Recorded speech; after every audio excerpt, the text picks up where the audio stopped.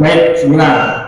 Benar, tadi banyak disebut nama Utsman bin Yahya.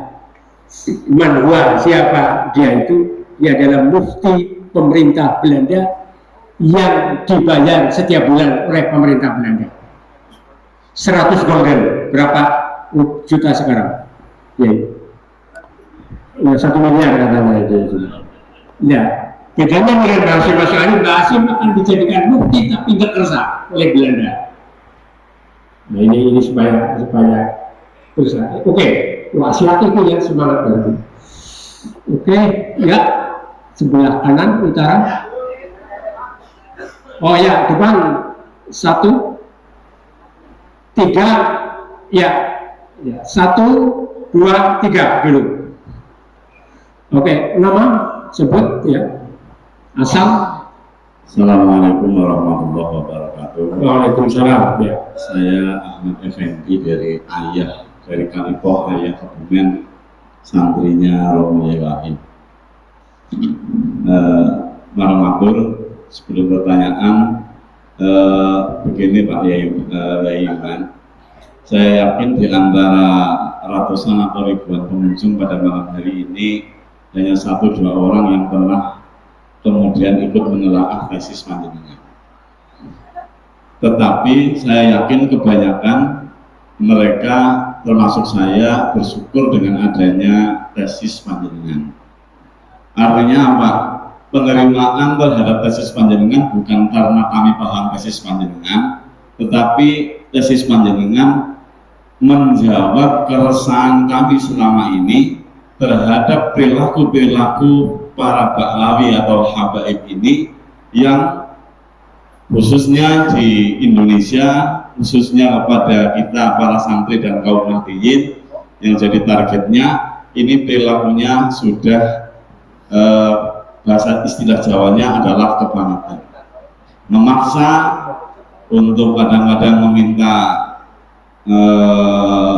sejumlah nominal uang dan lain-lain. Jadi kami begitu senang dengan adanya tesis panjenengan, walaupun sampai hari ini saya pribadi pun belum pernah membaca tesis panjenengan, tapi saya bersyukur. Tetapi hari-hari ini saya agak tergelitik ketika teman-teman muhibbin mengirimkan video ke saya, potongan-potongan video di situ yang isinya begini.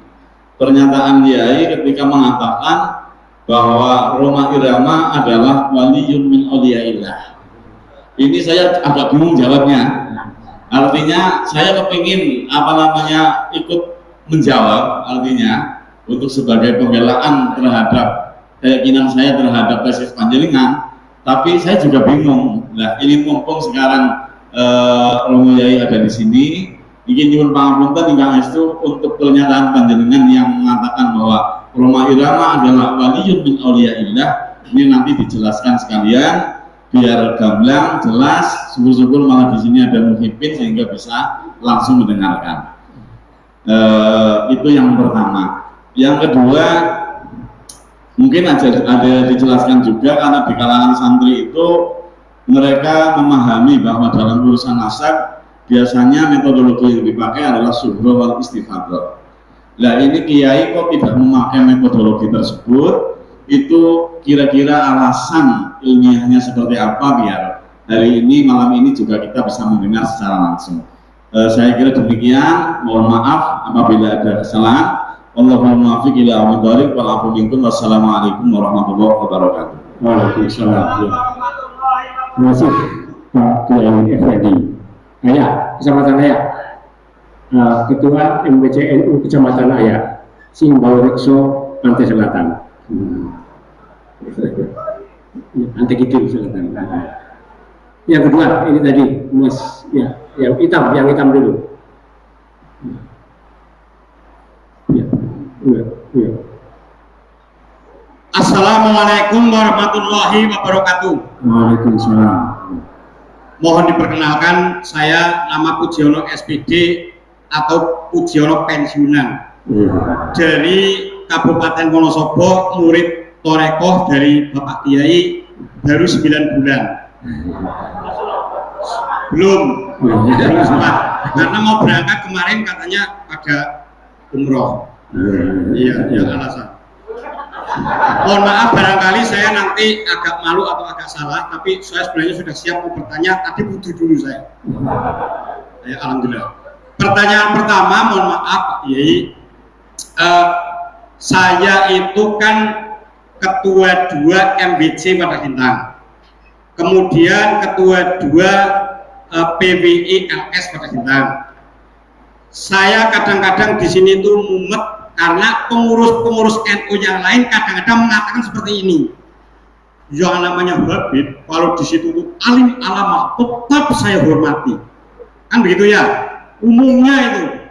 Tapi kalau saya melihat dari sejarahnya, pertama antek Belanda, kedua antek PKI, ketiga tidak ngaku kalau itu palsu. Walaupun alim apa dia pemalsu duit bid'um, apalagi pemalsu nabi, ya tinggal menunggu pembakaran menurut saya. Jadi menurut saya ya kalau dihormati namanya pemalsu, kecuali dia sudah sujud syukur anak setahun terus pasrah ngalah, itu mungkin baru itu, mohon maaf Pak Yai ya. Terus kemudian yang kedua gini, di Wadah Bintang makam-makam palsu bikinan Bin Yahya itu sudah dihancurkan, termasuk di Cukrang, Gedongan, Ngalian.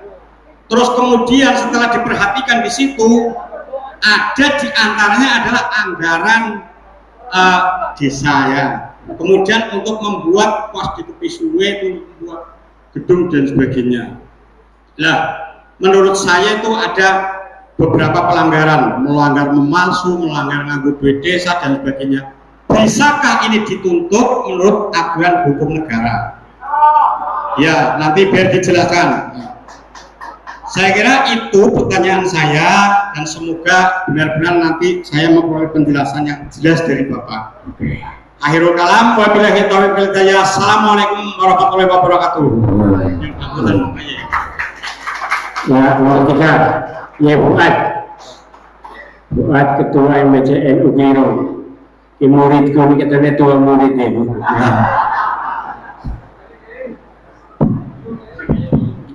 Assalamualaikum warahmatullahi wabarakatuh. Waalaikumsalam.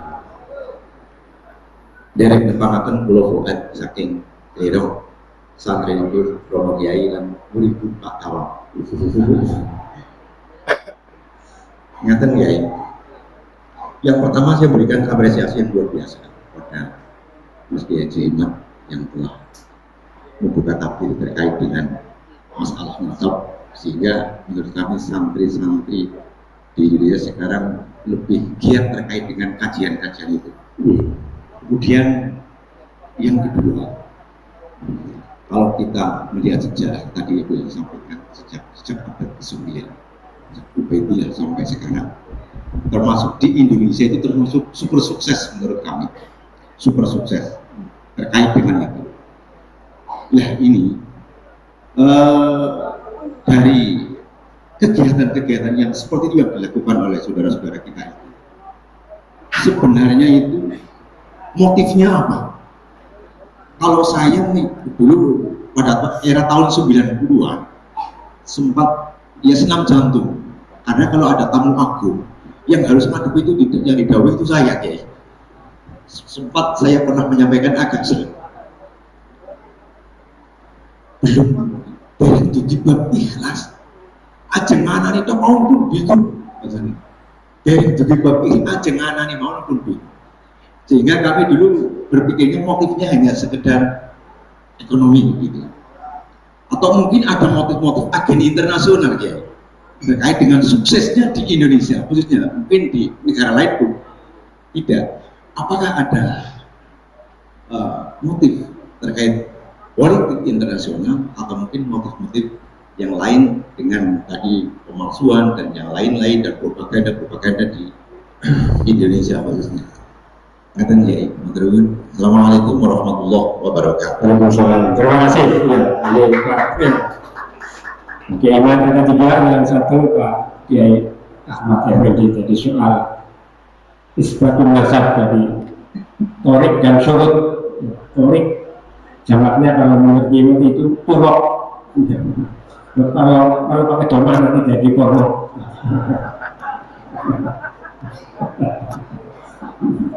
Jadi jamaknya kurang. Surut isbat nasab. Nah ini kata ini Pak. Ini. Terus al-wali umat irama itu. Wali mu'min awliya ini wadahnya tapi dari ini banyak yang ditanyakan. Yang kedua dari ini Wonosobo SPD Konsumer. Jadi menceritakan tentang bagaimana kalau diadukan secara hukum pemalsuan hubungan, anggaran desa atau anggaran negara gitu. Ya, sudah dibubarkan, dirusak, ya dirusak, ya. Dibongkar. Yang terakhir dari Mas Buat, ya Buat itu ada motif-motif internasional kaitannya dengan pemalsuan itu. Monggo. Ya. Tentang Bang Haji Roma Irama, ya, apakah dia wali atau bukan? Sebelum saya jawab itu, wali itu ciri yang sangat melekat pada wali sesuai dengan Al-Quran adalah adamul khawf wa adamul hazan. Ala inna awliya Allah la khawfun alaihim walahum yahzanun. Ingatlah, sesungguhnya para kekasih-kekasih Allah, para wali-wali Allah tidak punya rasa takut akan sesuatu yang akan dihadapi, walahum yahzanun, dan tidak pernah bersedih tentang apa yang terjadi dan sudah terjadi. Itu ciri wali. Dan itu dua-duanya fi'lul qalbi, la ya'lamuhuma illallah. Tidak ada yang tahu masalah apakah dia punya khauf, apakah dia tidak punya khauf, apakah dia punya hazan atau dia tidak punya hazan, itu tidak ada yang tahu kecuali Allah. Tetapi kita bisa berhusnuzon pada orang yang berani dalam menyampaikan kebenaran. Itu kita bisa berhusnuzon. Wah, wali Allah ini. Orang yang kalau anaknya wafat sedih sebentar saja, tapi dia masih bisa mengerjakan hal-hal lainnya, kewajibannya. Yang biasa ngajar-ngaji aja. Yang biasanya kerja biasa, dia kelihatan dalam wajahnya ada rasa sedih sebagai manusia, tetapi tidak mengurangi atau menghalangi aktivitas dan tugas-tugasnya. Itu bisa kita husnudzoni sebagai seorang wali. Tapi hanya husnudzon, hakikatnya hanya Allah. Nah, sekarang mengenai Roma Irama, sebenarnya saya tidak mengatakan itu. Yang saya katakan itu di Purbalingga, itu ada saksinya. Karena Mas Agus Mar ini hadir waktu itu.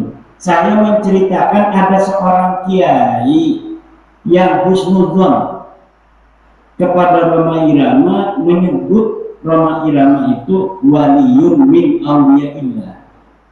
Saya sebutkan juga nama kiainya, itu Kiai Haji Raden Syarif Rahmat, masih ada di YouTube-nya.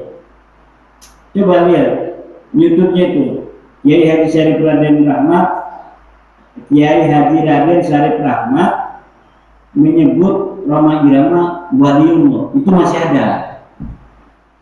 Lalu apakah saya setuju dengan pendapat daripada Kiai Syarif itu? Setuju. Walaupun saya hanya menceritakan, tetapi saya husnudzon. Walaupun namanya wali bisa dicabut. Jadi waliullah itu bisa dicabut.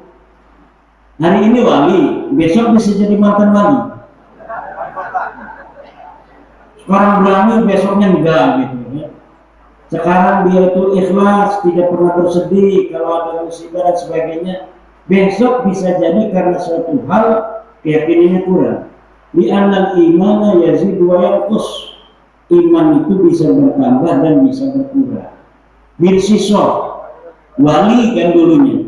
Akhirnya dia menjadi seorang yang kafir. Na'udzubillah. Bukan kafir ya, melakukan dosa besar, murtakibul kabair.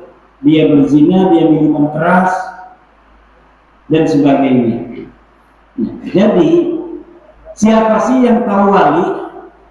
Yang jelas bukan YouTuber. Sekarang yang tahu wali itu YouTuber. Ada orang gila syuting wali majdub. Akhirnya yang mensyuhrah istifadah kan YouTuber. Jadi siapa yang mengangkat wali zaman sekarang? YouTuber. Jadi kalau kita pengen dianggap wali, ngasih rokok sama YouTuber. Lalu siapa yang tahu wali? Allah dan dia. Dia kalau di dalam hatinya tidak ada rasa takut terhadap apa yang akan terjadi dan tidak punya rasa sedih terhadap yang sudah terjadi, i'lamu annakum waliyun min awliyaillah. Dan tidak dibatasi namanya wali itu oleh ilmu. Wali itu tidak dibatasi oleh ilmu. Siapa saja, kalau dia punya itu, dia punya ciri kewalian. Mau dia YouTuber nggak punya takut terhadap apa yang akan terjadi dan terhadap apa yang sudah terjadi. Dia itu punya ciri kewalian. Jangan gegabah. Jangan gegabah. Yang penting apa yang diperjuangkan adalah kebenaran. Itu ciri utamanya, kebenaran.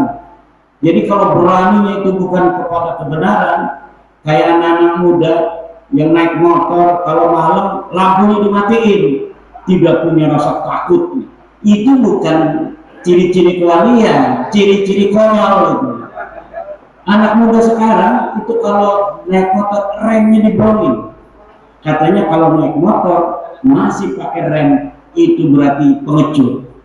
Itu anak-anak muda itu kenapa banyak kecelakaan? Begitu. Dia pakai motor tidak pakai rem. Dia pakai motor tidak pakai lampu kalau malam. Kalau masih pakai lampu katanya itu pengecut. Itu bukan berani, itu namanya konyol. Orang berani itu dia punya strategi. Kapan dia harus kelihatan ngerot, kapan dia ngerem. Itu namanya pemberani. Kenapa? Karena cita-citanya adalah kemaslahatan. Nah itu. Kemudian ada yang menarik tadi. Ini yang saya senang nih pertanyaan tentang materi syuhrah istifadah.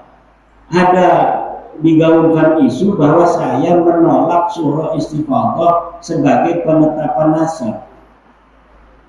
Saya tidak menolak syuhrah istifadah dalam penetapan nasab, tetapi syuhrah istifadah tidak bisa untuk mengisbat ba'nawi, nggak bisa. Syaratnya syuhrah istifadah itu dia tidak boleh bertentangan dengan bayyinah. Itu min syuruti syuhrah istifadah adalah tidak adanya mudafi', tidak adanya dafi' dan tidak adanya mu'arid. Misalnya begini, saya tadi udah ngobrol sama Wahid sama Pak Wakapolres tentang saya ini ngaku sebagai anaknya misalnya Yai Wahid. Tapi ketika dilihat di dalam buku catatan Yai Wahid tidak ada nama saya. Tapi kalau orang sejak kecil ikut kepada seseorang sebagai anak, lalu dikenal di desa itu dia sebagai anaknya, syuhrah istifadah itu namanya. Dia anaknya Kang Idris, tapi hakikatnya dia anak angkat. Bagi orang yang tahunya dia itu anaknya Kang Idris, surah istifadah itu bisa untuk digunakan. Artinya bisa itu, kalau dia ditanya, itu anak siapa? Anak Kang Idris. Itu tidak dianggap berdusta dalam kesaksian, walaupun dengan Al-Quran. Misalnya, ayo bersumpah demi Allah bahwa si fulan ini anak Kang Idris. Demi Allah, si fulan ini anaknya Kang Idris. Itu namanya tidak berdosa mengisbat seorang anak yang sudah surah istighfar. Mengenai benar atau tidaknya dia itu anak Kang Idris, itu hal lain. Jika tiba-tiba datang saksi dari keluarganya anak angkat ini mengatakan dia itu anak saya dan saya memberikan kepada Kang Idris waktu bayi, dan ini buktinya, ini fotonya, sidik jarinya. Kan bayi sekarang disidik jari ya. Jadi di surat itu, di surat kelahiran sidik jarinya ada. Pas disidik jari diperiksa sama. Bener ini, berarti ini sudah ada bayinya bahwa dia bukan anak Kang Idris. Nah, surah istifadah kalau sudah ada mudafi begini, sudah ada mu'arif, sudah ada dafi, maka ini sudah tidak bisa digunakan.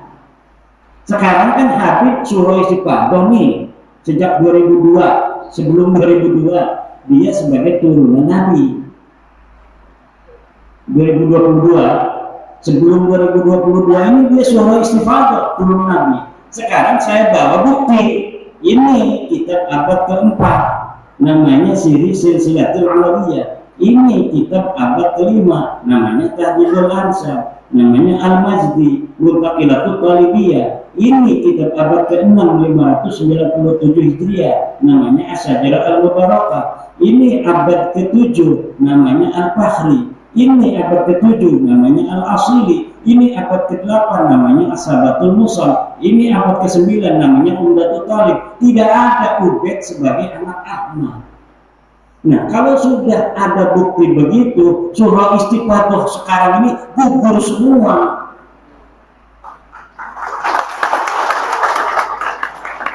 Gugur semua. Diambil darahnya, diperiksa, beda juga dengan turunan Nabi yang lain.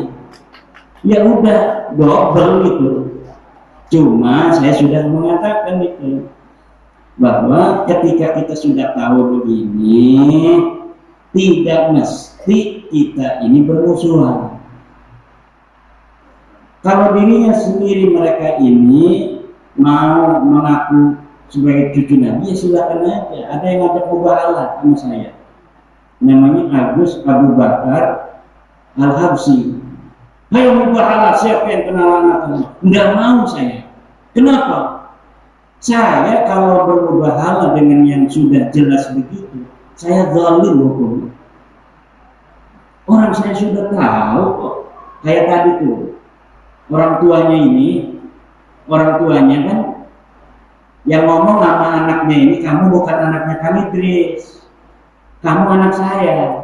Nggak mau, saya anaknya Kang Idris. Mubahalah, siapa yang dapat lalat Allah? Jelas ibunya ini nggak bakal mau.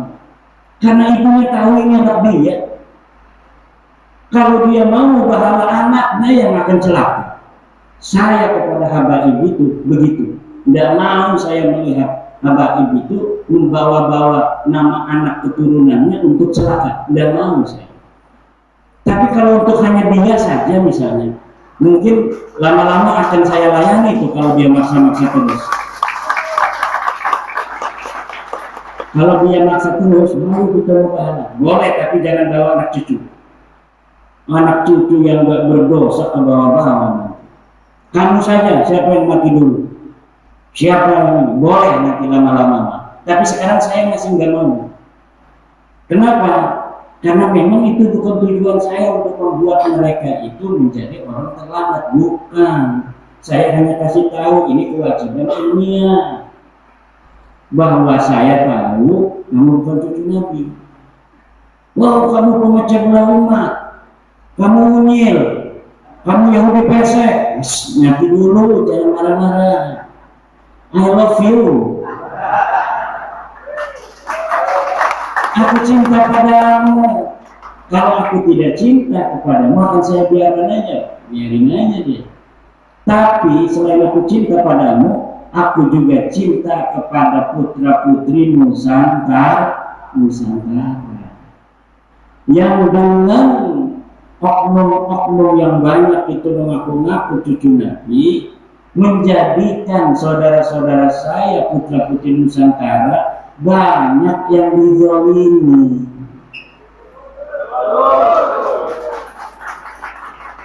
Setelah saya tahu kamu bukan cucu Nabi,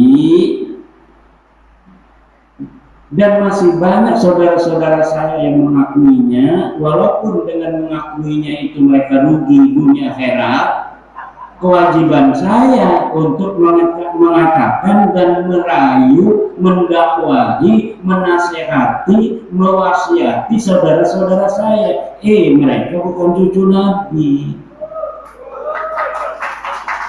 Kalau kamu mau urusannya masalah kamu, itu urusan sendiri. Mau ngaku ya itu kan kebebasan di dalam meyakini sesuatu.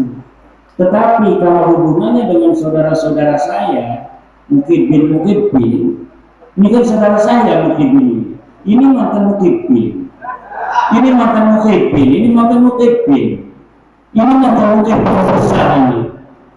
Saya mantan mukibin juga.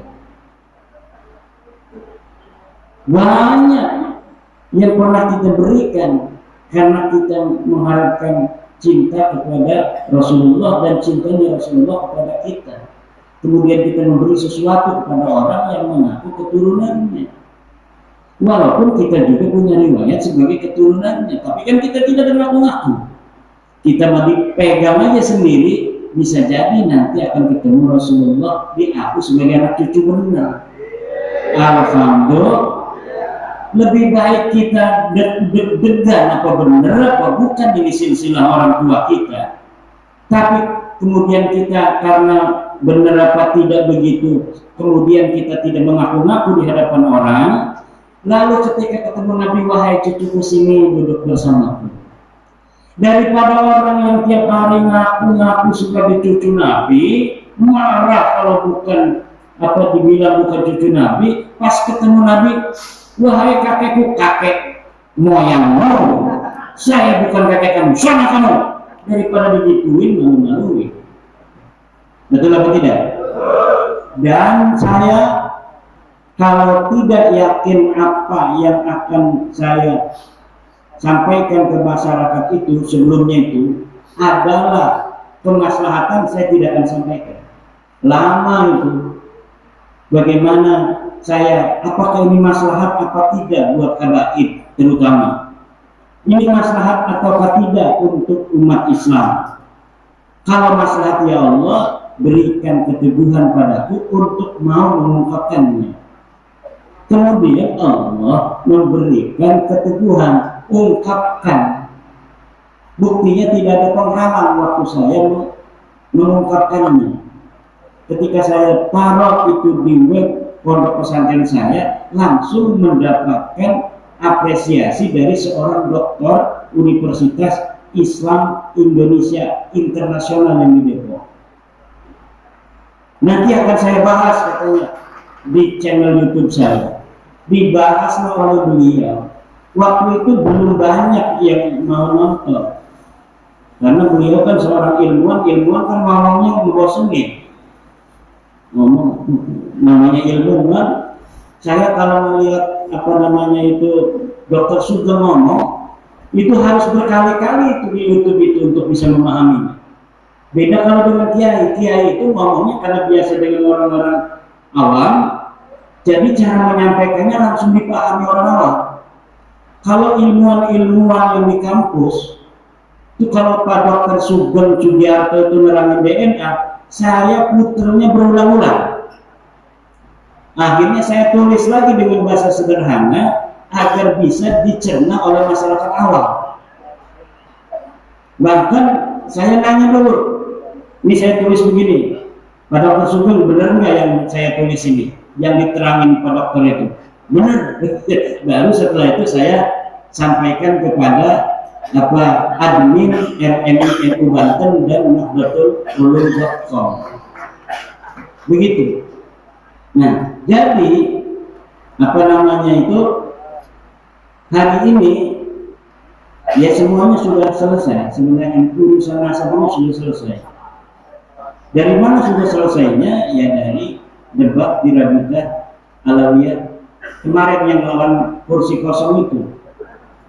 Melawan kursi kosong aja berat mereka.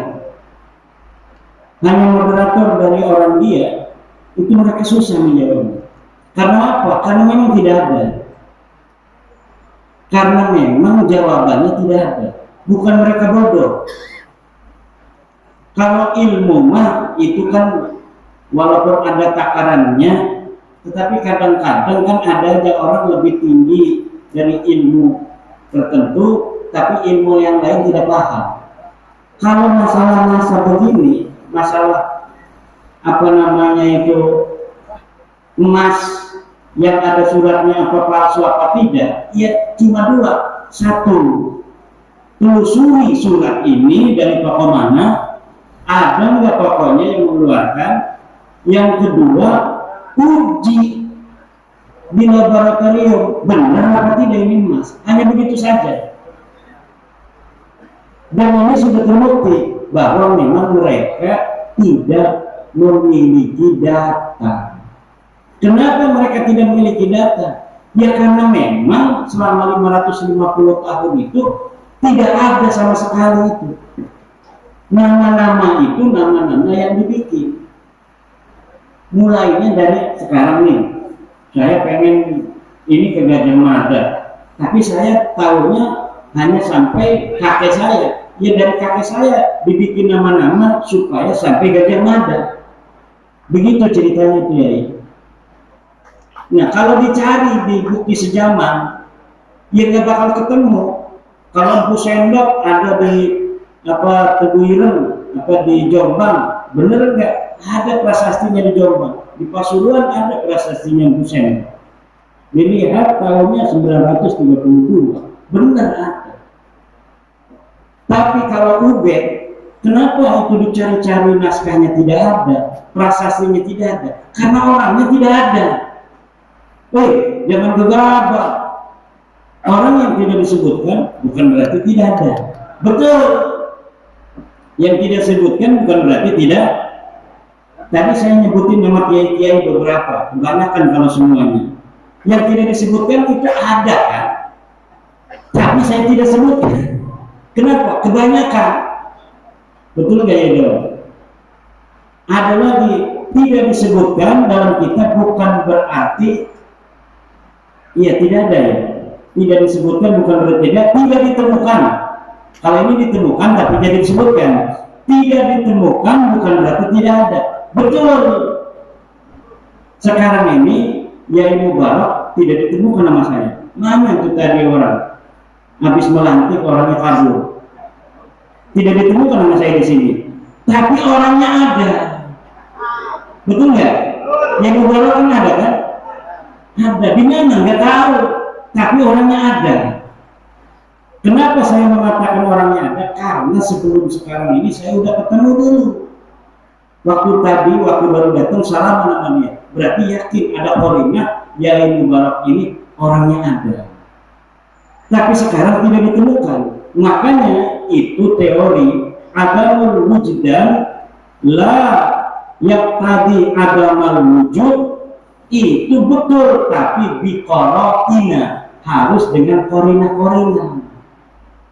Korinanya apa? Seperti tadi kitanya pernah bertemu dengan Yai Mubarak, tapi sekarang tidak ada, tidak ditemukan sekarang ini bukan berarti Yai Mubarak tidak ada.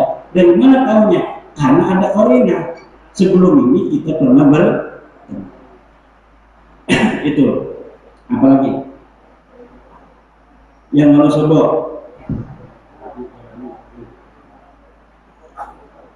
Hormat kepada habaib yang alim tidak perlu. Kata Bapak. Kalau saya berbeda Pak. Karena kita wajib menghormati orang berilmu. Di dalam Al-Quran, di dalam Ya Al-Quran dulu lah. Yarfa'illahu alladhina amanu minkum waladhina utul ilma. Wajib menghormati orang berilmu karena dia tinggi pangkatnya di sisi Allah. Yang kedua, akrimul ulama wa innahum indallahi kurama. Jadi orang yang berilmu baca kitab, udahlah kalau masalah agama baca kitab aja tuh. Itu ciri yang jelas dia berilmu. Baca kitabnya dari kanan ke kiri, jangan yang dari kiri. Jelas itu tidak bisa baca kitab. Kalau dia ngajarin misalnya Fathul Qorib di musola, baik babul wudu'i utawi iki iku bab wudu, bacanya pas, babu dibaca dhamma, dibaca rofa, wudu'i dibaca kasroh, karena dia jadi khobar mubtada ma'tuf kayak ada babul wudu'i. Nerangin dia al-wudu bisa utawi wudu, udah jelas itu orang alim hormati. Udah ada mengajar Fathul Qorib di musola kok, ya enggak? Bukan karena dia habib, tapi karena dia ngaji Fathul Qorib.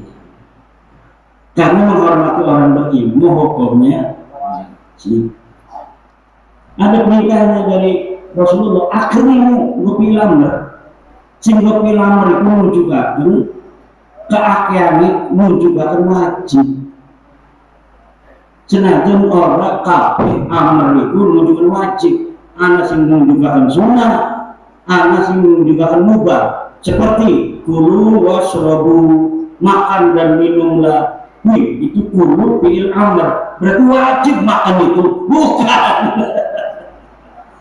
Kalau kulu wasrabu, kulunya fi'il amr itu tidak bermakna wajib, tapi maknanya mubah. Kulu kalau mau makan, makanlah. Wasrabu, minumlah kalau mau minum. Tapi kalau misalnya seorang ulama telah mengatakan ini al-amru yaqtadil wujub, yaitu hasil daripada ijtihadnya ulama. Aqimus shalah. Apa ini makna amrnya? Makna amr al-aslu fil amri lil wujub. Jadi diwajibkan dulu makna amr. Kalau misalnya ada dalil-dalil yang lain yang menunjukkan makna amr ini tidak wajib, baru maknanya turun menjadi sunnah, bahkan turun menjadi hanya boleh, gitu. Apalagi ya,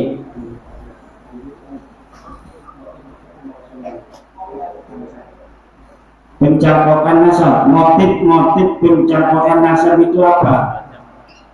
Itu tadi sudah dijawab tuh sama Pak Pendi ya. Katanya motifnya ekonomi. Kalau saya enggak apa namanya ya, tidak terlalu bisa menjawab motifnya. Apa sih pengennya, karena dia niatnya itu nggak tahu saya. Hanya bisa dilihat dari efek. Nah, efeknya macam-macam. Setiap orang mempunyai pengalaman yang berbeda dengan para habaib, betul nggak? Ada yang diminta keramiknya, di Kebumen, di Banyumas. Ada yang diminta kambingnya. Kemarin ada kiai di kampung saya datang ke rumah saya. Kiai, tadinya katanya di kampung itu Habib datang tuh minta kambingnya sama kiai itu satu-satu. Cuma karena yang 5 ini sekarang udah nggak percaya sama Habib, gitu. Yang satu masih percaya, namanya Ki Usman. Akhirnya 6 itu minta Ki Usman semua. Itu ada yang begitu kemarin. Saya ketawa aja, itu kasihan Ki Usman. Tapi karena dia masih percaya, ya dia kasih untuk mendekatkan diri kepada Allah. Niatnya begitu semua kiai. Makanya orang yang paling gampang ditipu itu orang baik. Siapa lagi sih di dunia ini, terutama di kampung kita, yang lebih baik daripada kiai di dalam agama? Nggak ada. Makanya yang banyak dari korban itu kiai.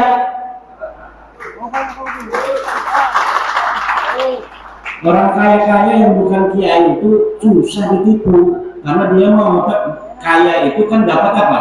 Dapat kerja keras, dapat dagang, dapat tani, dan dimintain itu jarang yang kena. Tapi kalau kiai beda, husnudon itu luar biasa. Kadang udah tahu nipu juga dia masih ngasih duit.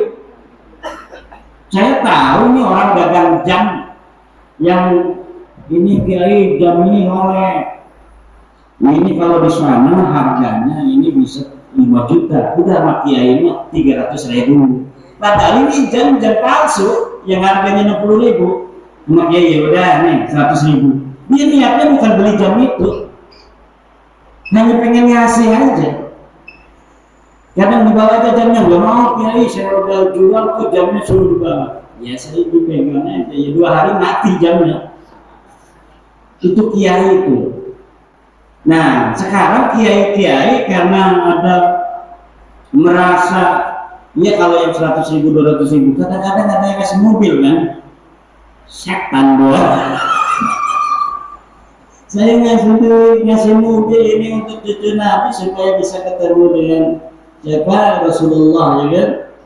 Ini ternyata palsu. Ini saya ketemu dengan kakeknya dia nanti. Wah, berbahaya. Nah ini ekses-ekses yang ada di masyarakat, ya. Ekses-ekses yang ada di masyarakat mengenai hubungannya dengan pengakuan seseorang menjadi cucu Nabi. Jadi kenapa sih sampai ngaku-ngaku begitu? Ya itu motifnya mungkin. Karena ternyata dia ngaku itu kemudian minta duit. Dia ngaku kemudian nyari-nyari pengikut supaya pengikutnya itu begitu begitu fanatik kepada dia. Bisa itu motif-motifnya. Nah kalau kiai-kiai yang dikembangkan adalah ilmu, betul apa tidak?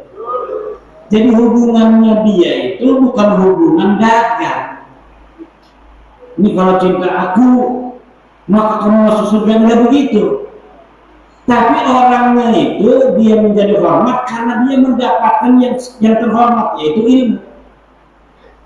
Dia mendapatkan yang terhormat, yaitu baiat. Yang ini akan menjadikan dia terhormat dan mulia. Tidak hanya sebagai sesuatu yang di awal-awal.